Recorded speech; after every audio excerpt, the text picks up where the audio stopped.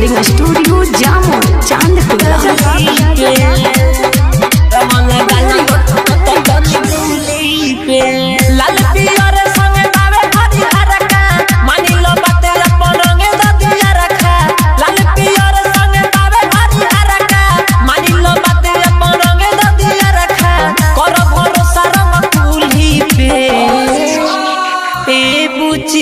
एगो पुआ चढ़ालो ए बुची एगो पुआ चढ़ालो मला गुलाल तनी गुली पे ए बुची एगो पुआ चढ़ालो रंग लगालो तनी गुली पे लाल पियर संगे बाबे हरिहर का मानिलो बाते अपन रंग ददिया रखा लाल पियर संगे बाबे हरिहर का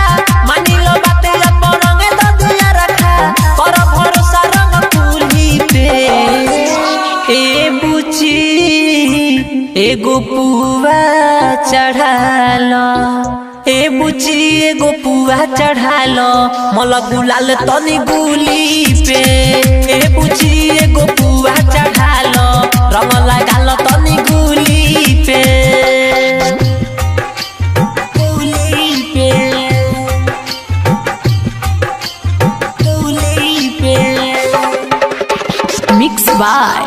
स्नेहा रिकॉर्डिंग स्टूडियो जामो चांदपुर।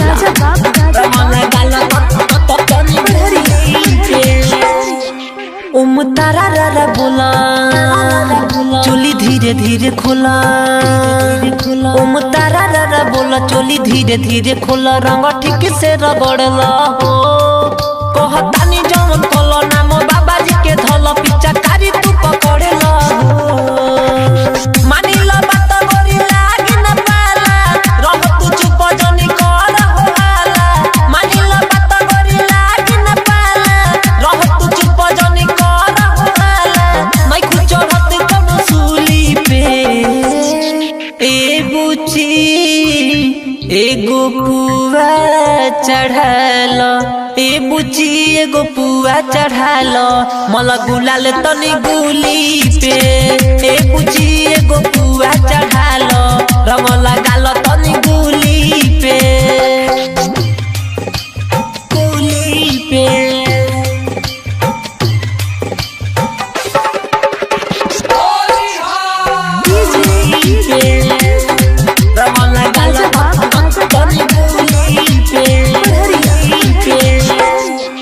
तनी घुमटा उठावा दोनों गाले रंगा बाबा तनी घुमटा उठावा दोनों गाले रंगा बाबा मुंह ठीक से तू नहीं रखे द बहे फगुनी बेयार बैठा रह नहीं खाड़े रंग जागा हाथ पछी रखे द सुजित सुदर संपला मुआरी ते सहो कहेला जो बना मारता बड़ी बेसहो सुजित सुदर संपला मुआरी ते सहो कहेला जो बना मारता बड़ी बेसहो दम ध्यान तू मूली पे ए बुची एगो पुआ चढ़ालो ए बुची एगो पुआ चढ़ालो मला गुलाल तनी गुली पे ए बुची एगो पुआ चढ़ालो रंग लगालो